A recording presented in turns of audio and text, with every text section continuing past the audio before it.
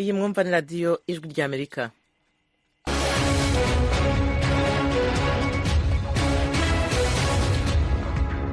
radiyo ijwi ry'Amerika ivugira Washington DC mu Kirundi no mu Kinyarwanda. Mu Burundi mutwumvira ku mirongo migufi shortwave kuri metero 19 na metero 22. Mu Rwanda turi kuri FM 104.3 ya radiyo ijwi ry'Amerika. Mu Burundi ishyirahamwe rifite uburenganzira bwo gukora ihanahana ry'abakozi ryatse pasiporo zabo abagore n'abakobwa biteguraga kujya gukora mu bihugu by'Abarabu bagera muri 414.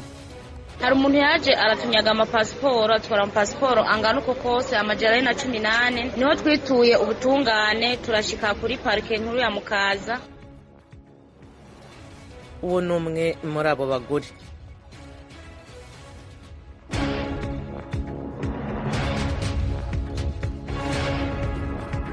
Ishami rya ONU ryita ku buzima OMS riravuga ko ihindagurika ry'ibihe ririmo gutuma indwara ziterwa n'imibu ziyongera cyane.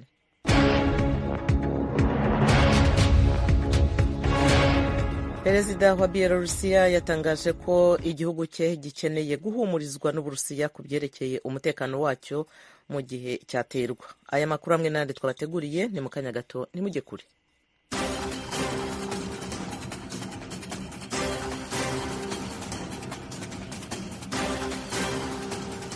Ikaze mwese nshuti mwumva radiyo ijwi ry'Amerika, kuri mikoro muri kumwe nanjye Eugenia Mukankusi. Mbaherero ikaze duhera ku makuru avugwa hirya no hino ku isi. Ishami rya ONU ryita ku buzima OMS riraburira ko ihindagurika ry'ibihe ririmo gutuma indwara ziterwa n'imibu ziyongera cyane. Oriane Itangishaka abaha inkuru. Icegera ca OMS kiragabisha ko ihindagurika ry'ibihe hamwe no guca ibiti ari bimwe mu bintu bikomeye biriko biratuma haduka imigera nka denke, zika na chikungunya ku isi. Ico cegeranyo kivuga kandi ko iyandukizanya ry'indwara ziterwa n'imibu ku bwinshi biterwa n'ibihe biri mu birere bishushe kandi bigwamwo imvura nyinshi, nuko kuvuga tropicale mu gifaransa, cyane cyane muri imyaka 10 iheze. Ico cegeranyo cerekana kandi ko umugera wa dengue wiyongereye kuva ku gice c'umuriyoni umwe w'abantu ku isi mu mwaka w'ibihumbi 2000 kugeza ku bice 5.2 ku mwaka wa 2019, kandi ko ivyo bitigiri bibandanya kwiyongera. Raman Velayadan, umuyobozi w'ibiro vya OMS bijejwe kugwanya ingwara ziri mu birere bishushe kandi bigwamo imvura nyinshi, akaba ajejwe kugwanya dengue, avuga ko muri iki gihe muri Amerika y'Epfo honyene iyo ngwara iriko yibonekeza mu bihugu nka Bolivia, Peru na Paraguay. Ibiharuro bishasha vyerekana ko igice c'abantu baba ku isi babangamiwe n'ingwara ya dengue isanzwe yandukira cane kubera imibu ku kigeranyo c'abantu miliyoni 100 ku bantu miliyoni 400 buri mwaka. Oriane Itangishaka urakoze. Tujye noneho muri Afurika y'Epfo aho ibiti 7 by'insinga zitwara umuriro w'amashanyarazi byaguye mu muhanda uri hafi y'umujyi wa Pretoria bigatera impanuka z'imodoka zitari nke. Nanone ni inkuru mugezwaho na Oriane Itangishaka. Abajejwe gutabara imbabare batangaje ko abantu 2 bakomerekeye muri izo mpanuka baca baritabwaho buno nyene, ariko mu nyuma bahava batwagwa kuvugwa ku bitaro. Bavuga kandi ko imigozi itwara umuyaga nkuba yari ikirereta kandi iri mw'ibarabara ku buryo igikorwa cyo kugerageza kuyihunga cagoranye, bigatuma haba izo mpanuka. Abayobozi b'igisagara ca Tshwane bajejwe akarere k'umugwa mukuru wa Pretoria bavuga ko bitaramenyekana neza icatumye ivyo biti bigwa. Yamara bavuze ko izo mpanuka zabaye mw'ijoro ryo ku munsi w'Imana. Celiers Brink, buramatari wa Tshwane, avuga ko bishoboka kuba byakozwe n'abagizi ba nabi. Ni mu gihe hari haciye imisi hari abantu bagerageje kwiba ivyuma biri kuri ivyo biti. Uturere tutari duke mu buraruko n'ubuseruko bwa Pretoria ntitugira umuyaga nkuba kubera ababijejwe bariko barakora mu bihe vy'imvura nyinshi cyane, bigatuma atawumenya igihe umuyaga nkuba uzosubira kubonekera. radiyo ijwi ry'Amerika i Washington DC mu Kirundi no mu Kinyarwanda. Dukomeje amakuru yacu avugwa hirya no hino ku isi. Leta ya Korea y'Epfo kuri uyu wa mbere yagerageje kugorora umubano wayo na Leta Zunze Ubumwe za Amerika wajemo igihu. ni nyuma y'uko itangazamakuru ry'Amerika rivuze ko Amerika yanetse abategetsi bakuru bashinzwe umutekano ba Korea y'Epfo. Inkuru mugezweho na Geoffrey Mutagoma. Ibyo birego byatangiye kumvikana ku cyumweru ubwo ikinyamakuru The New York Times cyandikirwa mu mujyi wa New York cyasohoraga inyandiko ikubiyemo amabanga yagiye habona. Bivuga ko yari yerekeye ibiganiro byabereye muri perezidansi ya Korea y'Epfo yibaza niba yatanga intwaro ku gihugu cya Ukraine. Iyi nyandiko yari imwe muri nyinshi zari zashyinguwe n'inzego z'ubutasi n'igisirikare cya Amerika zikubiyemo amabanga, ariko ziza kugaragara mu buryo butunguranye ku mbuga mpuzambaga. Ibi byateye ikibazo, bigaragaza intege nke kuri Amerika no ku nshuti zayo. Nubwo raporo y'ubutasi bwa Korea y'Epfo yagaragaje bike kuri ayo makuru y'abatunguranye cyangwa yatokoza uyu mubano, yari ishingiye ku byiswe ibimenyetso by'ubutasi bigaragaza ko Amerika ineka zimwe mu nshuti zayo z'ingenzi. Iki kibazo kirashyira mu rungabangabo Perezida Yoon Suk Yeol wa Korea y'Epfo wari warashyize igihugu cye ku murongo w'ubucuti buhamye na Leta Zunze Ubumwe za Amerika, akaba yateguraga urugendo rudasanzwe rwo kuza muri perezidansi ya Amerika mu mpera z'uku kwezi. Ishyaka riharanira demokarasi ritavuga rumwe n'ubutegetsi muri Korea ribinyujije mu nyandiko ryamaganye ibyabaye, rivuga ko ari ukuvogera Korea y'Epfo ku buryo bugaragara. Ryasabye ko Amerika yemeza ku buryo busobanutse ko ibintu nk'ibyo bitazongera kubaho. Ijwi ry'Amerika ntirashobora kwemeza ukuri kw'izi nyandiko zagiye hanze bwa mbere mu kwezi gushize, zasohowe n'imbuga mpuzambaga ziri mu rwitwa Discord na 4chan.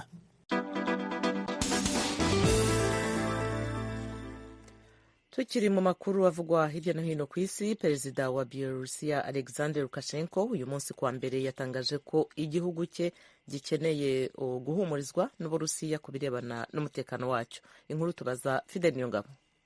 Perezida Lukashenko yabitangaje igihe yariko yakira umushikiranganji ajejwe kwivuna abansi w'Uburusiya Sergei Shoigu. Lukashenko yatanze akarorero k'ibiganiro yagiranye mu ndwi iheze na perezida w'Uburusiya Vladimir Putin mu kuvuga ko baganiye ku gikorwa nkenerwa cyo ku Burusiya ukingira Byelorusiya nk'intara yegukira Uburusiya hamwe hogira ubutera ico gihugu. Perezida Putin yaranebaguwe mu kwezi guheze igihe yatangaza ko Uburusiya buzoshira ibigwanisho ruhonyanganda muri Byelorusiya. Inteko z'Uburusiya zarakoresheje ico gihugu igihe zatangura ibitero muri Ukraine haraheze ikiringo kirenga umwaka. Hari nyuma yuko ivyo bihugu bibiri bicuditse bitangaje ko biriko bigira gusa imyimenyerezo ya gisirikare ko ata migambi vyari bifise yo gutera Ukraine. Mu mpera zindwi turangije Uburusiya bwarakoze ibitero vya misile, rokete na vya muzinga mu ntara zibiri zo muri Ukraine, Kharkiv mu buraruko bushira ubuseruko bw'igihugu na Zaporizhia mu bumanuko bushira ubuseruko. Iyo nkuru yatangajwe n'igisirikare ca Ukraine ku munsi w'Imana. Perezida wa Ukraine Volodymyr Zelensky yari yamirije ivyo bitero vyahuriranye n'umunsi w'ibisandasanda ku bakristo b'Abaorthodox ku munsi w'Imana urangiye.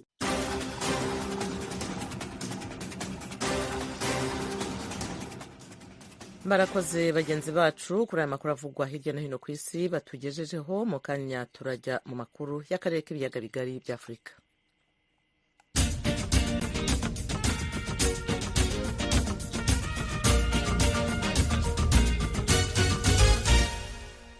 Mu karere k'ibiyaga bigari turahera mu Burundi, aho abakenyezi n'abakobwa bari mu biteguraga kujya gukora akazi mu bihugu by'Abarabu bagera muri 414 batswe ibyangombwa by'inzira mu minsi ishize n'ishyirahamwe riri muri amwe mu afite uburenganzira bwo gukora iryo hanahana ry'abakozi. Inkuru yakurikiranywe na mugenzi wacu Thierry Ndayishimiye ari Kigali mu Rwanda.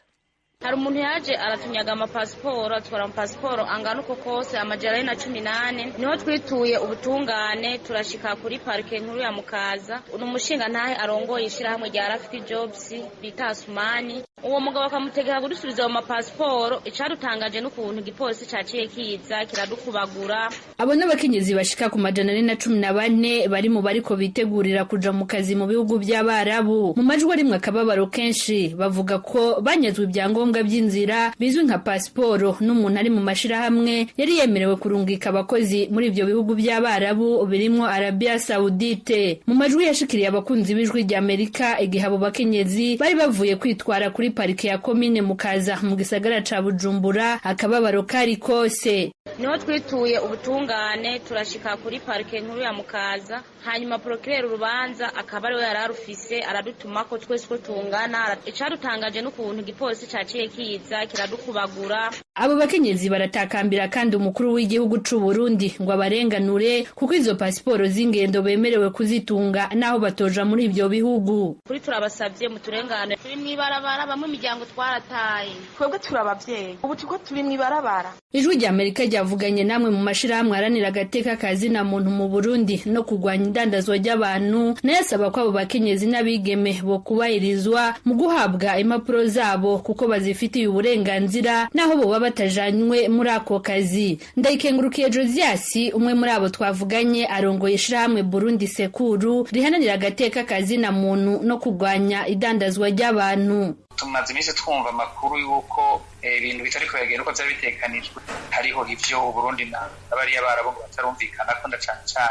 bijanye n'ukuntu imishahara yabo bakozi yoca muri berga. Twibaza yuko ababijejwe bazogisha bashikirije Burundi n'amakungu kuri ico kibazo. Ndayikengurukiye Josias asaba kandi ko inyandiko ziri mu masezerano hagati y'u Burundi n'ibihugu by'Abarabu zoshigwa habona, abaregenewe bagashobora kuyisomera mu rurimi batahura kandi agashigwa aho buri wese ashobora kuyisomera kuko kuva yasinywa atawuzi ibirimwo, akavuga ko ibyo bitera amakenga. Ico twe twifuza cokorwa nuko ya masezerano y'u Burundi n'abihugu by'Abarabu yoja habona. Ayo makenga kandi yananagaragaye mu bashinga amateka bamwe igihe iryo tegeko ryariko ririgwa mu nama nshingamateka kuwa 21 Ndamukiza umwaka wa 2022. Ico gihe iryo tegeko ryo guhanahana abakozi baja mu bihugu by'Abarabu ryariko risigurwa na Gervais Ndirakobuca akiri umushikiranganje w'intwaro yo hagati mu gihugu n'umutekano. Umushingamateka wa mbere yabajije ukugena abakozi bavuye mu Burundi bazokora mu gihe n'abasanzwe bakorerayo bafatwa nabi kubera amategeko y'akazi yitwa kafara, abuza umukozi guhindura akazi canke kugahagarika hatibagiwe uruhusha rwo gutaha mu gihugu c'amavukiro yaje avamwo ataruhawe n'umukoresha. Ariko kijanye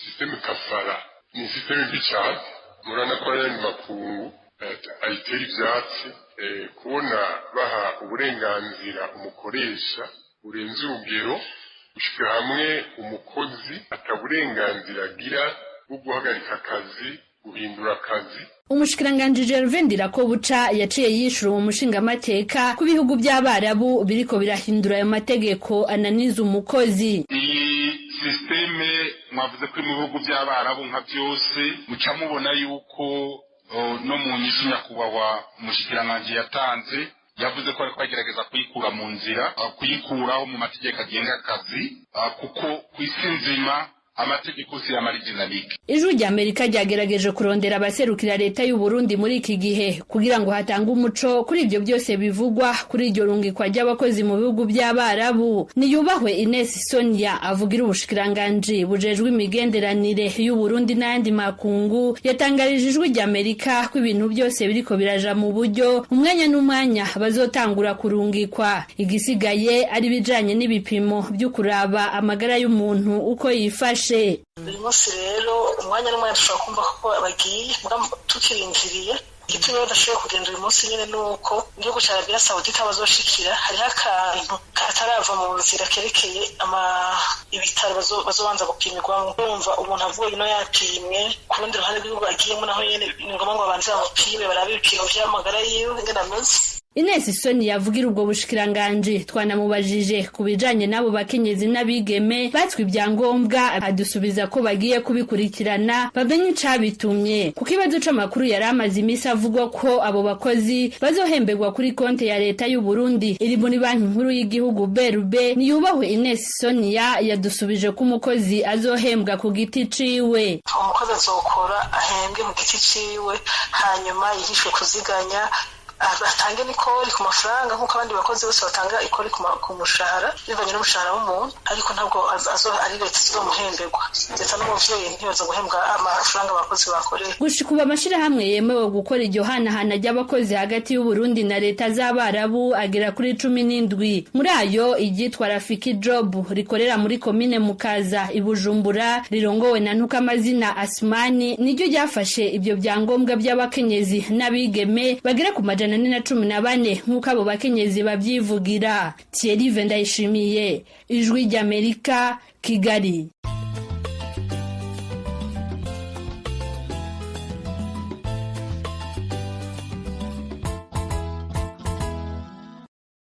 ibiganiro by'ijwi ry'Amerika birakomeje. Amakuru yemezwa hava muri Kongo havuga ko umutwe wa M23 warekuye agace ka Kitanga ahari hasanzwe hari ibirindiro byawo kuva aho yafatiye teritwari ya Masisi.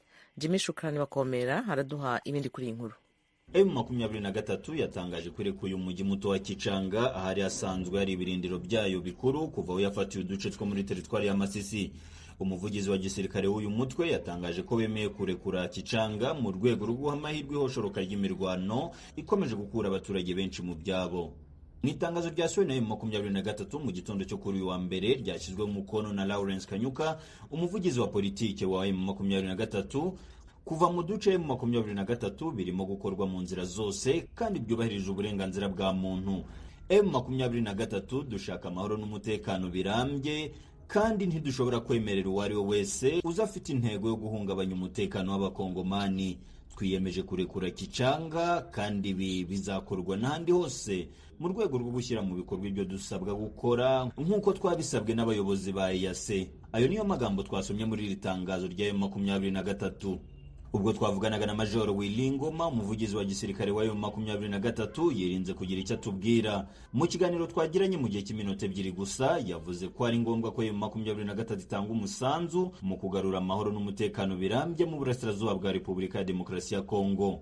Mu magambo ye, uyu muvugizi wa M23 yakomeje gushinja leta ya Kinshasa kubikorana bya hafi n'abarwanyi batavuga rumwe nabo barimo Mai Mai, Nyatura ndetse na FDLR bakorera mu ntara ya Kivu ya ruguru. Ibi kandi bigashimangirwa na bamwe mu baturage bo muri teritwari ya Masisi, nabo bakomeje gushinja umutwe wa Nyatura na Mai Mai guhungabanya umutekano wabo. Eric Gashango ni umwe mu bayobozi b'inzego zibanze muri teritwari ya Masisi. Kudutangaza nuko antuka ndamutekano kabisa, abantu bamerewe nabi, ujura amatungo mato akiriritse, ariko guhera ejo mu bitondo abantu babyutse kabisa bari mu rufa rw'amasasu ko aricyo bita nani probleme ya leadership. Donc na local garimo nyine gari korera muri haruguru ziko buno ngiye gukorera igihugu, ariko aho bageze ugasanga bisa naho batari kumvikana. Ibishinzwe imitwe biterwa utwatsi na bamwe mu bayobozi ba Nyatura mu ntara ya Kivu ya ruguru. Gilles Mulumba ni umwe muri bo. Ibyo nukubesha kuko murabizi neza strategy abantu bakoresha nuko bakoresha kubesha cyane. Mwabonye ko babesha ngo barekuye Rumanga, barekuye Kibumba. Sinzi rero iyi politiki nyine igihugu cyacu naco gikina. Uyongeraho avuga ko iyi mitwe idafatanya na FARDC mu kurwanya M23, ahubwo ko intego yabo ari ukurinda abaturage. Ntabwo dufasha na guverinoma na FARDC kuko iyo tuba dufatanya hano kajagari ndikaba kagihari. Kutugwanira ku bushake bwacu n'ubwitange. Leta ya Kongo itugira icyizere kuko ndi igihe cyizere bano basirikare bari kwita ngo n'aba EAC bari kuza baje kugambanira igihugu ko bakorana n'umwanzi. Akajagari kaba karashira. Nubwo abarwanyi ba M23 bemeza ko bava mu birindiro byabo mu duce twa Kicanga n'ahandi muri Masisi, abenshi mu baturage siko babibona.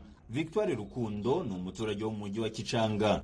Intambara zarabaye ziza buhoro buhoro, twagiye kwisanga tugwa mu kantu natwe abaturage, tone intambara zitugezeho hamwe na hamwe ku Mushaki aho M23 ntago yari yavayo, iracyariyo, nta n'igihe yigeze ivayo. Uko yagezeyo niko ikiriyo. Abanyapolitiki bo mu ntara ya Kivu ya ruguru ku ruhande rwabo bavuga ko M23 yagakwiye kurekura uduce twose yafashe nimba ko ishaka ko amahoro agaruka muri Kongo. Mapenzi David ni umwe mu banyapolitike bo mwishaka MSECO rihananira impinduka ry'abaturage mu burasirazuba bwa Kongo. Twe tubona yuko batava mu birindiro byo bafashe kubera bari kwerekana amahanga na EAC ko bari kuva mu birindiro bafashe, ariko twe nga baturage tubona ko batari kuva mu birindiro bafashe. Ugezemo wabona ko nta basoda ba M23 barimo, ariko wajya inyuma y'isantere mu misozi ugasanga nibo barimo. En bref, M23 iri gukora hipokirizi yo kwerekana amahanga ko yavuye mu buce bwo yafashe, me ntaho iri kujya. Kurekura uduce twafashwe na M23 bikomeje gutera impagarara mu baturiye intara ya Kivu ya ruguru. Nubwo ingabo z'umuryango wa Afurika y'Iburasirazuba EAC zikomeje kwerekezwa mu duce turekurwa na M23 buri munsi, nta cyizere birimo gutanga ku baturage. Abenshi muri bo bakomeje gusaba ko leta yajya mu biganiro na M23, igitekerezo leta ya Kongo yateye utwatsi. Jimmy Shukrani Bakomera, Ijwi ry'Amerika, Igoma.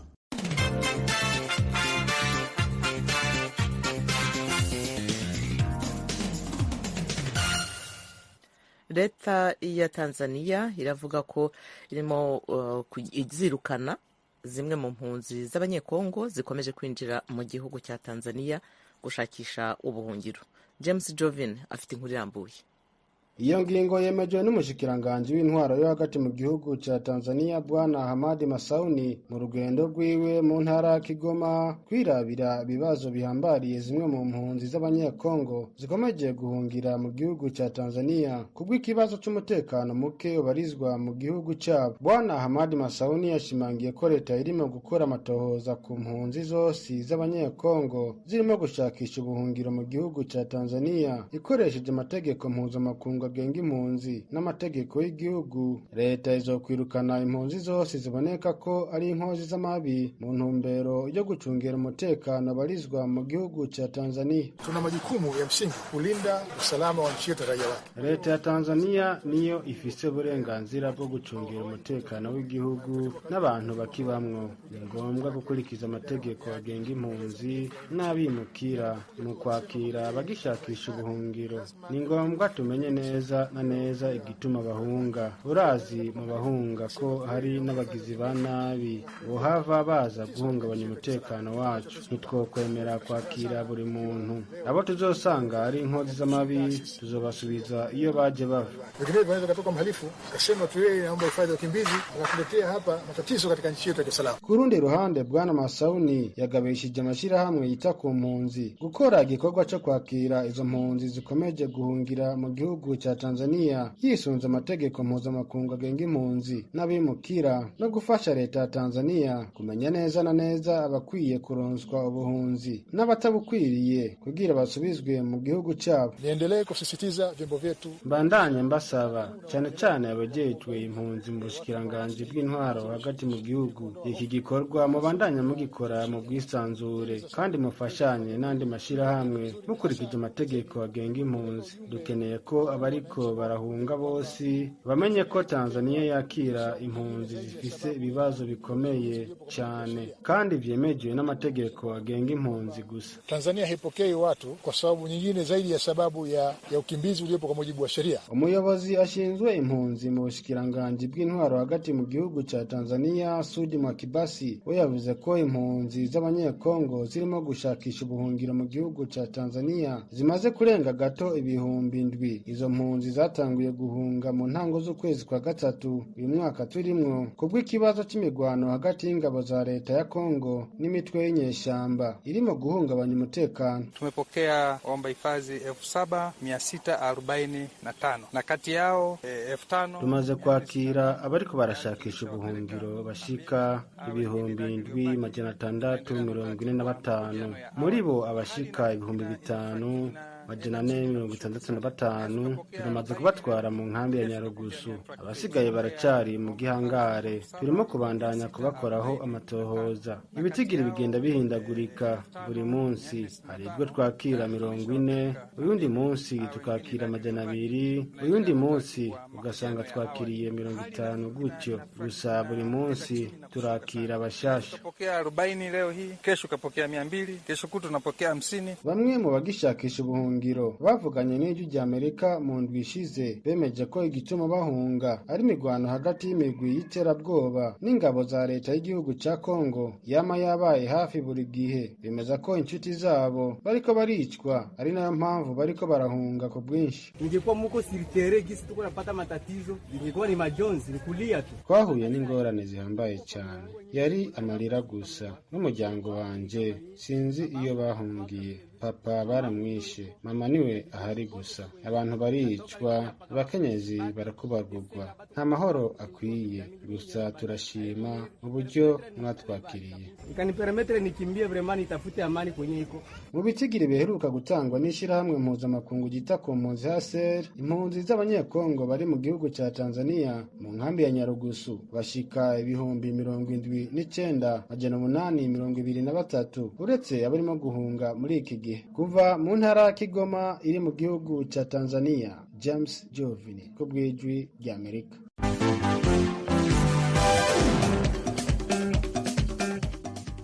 mukomeje gukurikira radiyo ijwi ry'Amerika.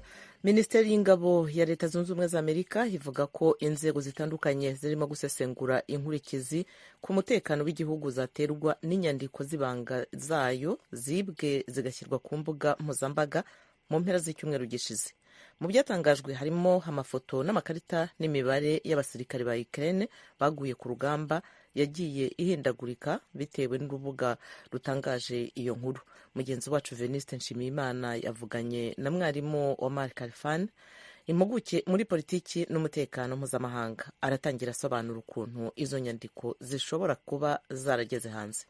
Ubundi inyandiko nka ziriya zibanga zo mu nzego zikomeye, zaba inzego ku bijyanye n'urwego rujyanye na Minisiteri y'Ingabo, urwego rw'iperereza, urwego rwose rwa gisirikare nangwa se rwa gisivile, ni ukuvuga abantu baba bakorana mu gufata ibyo byemezo byo gushyingura izo nyandiko nyine zibanga, hakavamo umwe rero akaba yazisangiza abandi yizera yuko nta kibazo bizatera, ariko rimwe na rimwe ugasanga uko bagenda bazisangira bisanze zageze hanze.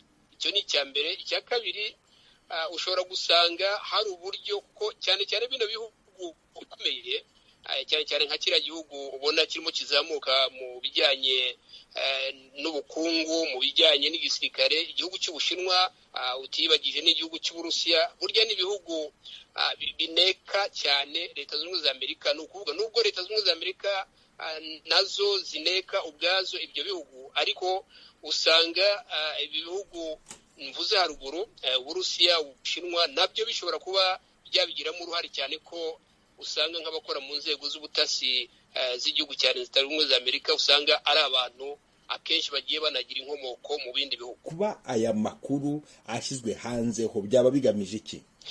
Icyo umuntu yavuga ni uko buriya nkeka ko atari n'ibanga, Abarusiya ubwabo bazi yuko Leta Zunze Ubumwe za Amerika zashyize ingufu cyane mu kuneka Uburusiya kuri bijyanye n'intambara Uburusiya bwashoje kuri Ukraine. Ni ikintu kizwi cy'uko ibihugu byo mu burengerazuba bw'isi bikuriwe na Leta Zunze Ubumwe za Amerika bineka cyane, bishaka amakuru ashoboka, ari amakuru bahabwa na za satellite mu kirere, ari n'amakuru bahabwa na za drone zigenda zikajya kuneka hirya no hino aho ngaho habera imirwano, ndetse n'andi makuru bashobora kuba babona mu buryo bw'ibanga nyine bw'iperereza avuye mu Burusiya n'avuye muri Ukraine.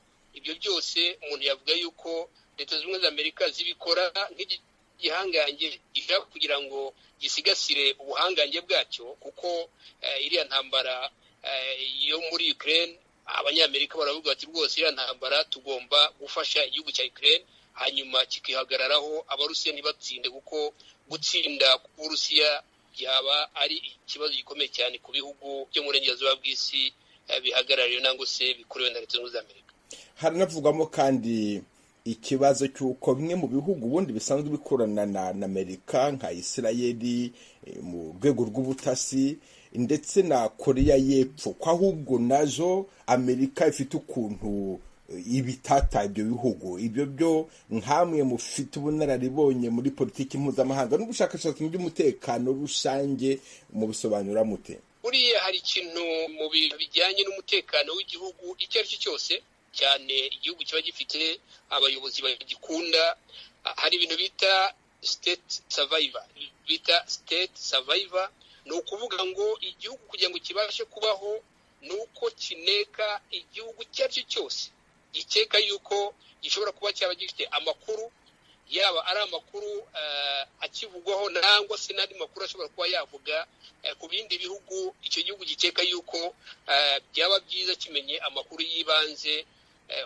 Muri urwo rwego rwo kuba leta zunze ubumwe za Amerika yanenga nangwa se yashaka amakuru kuri Israel nangwa se kuri Korea y'Amajyepfo, ndetse ikaba yanashaka no ku Bwongereza no ku bihugu nk'Ubufaransa kandi bisanzwe byitwa ko ari ibihugu mpuzamahanga. Ndagushimiye cyane ku bw'akakanyu uhaye Ijwi ry'Amerika. Turabashimiye namwe kuba mwadutumiye.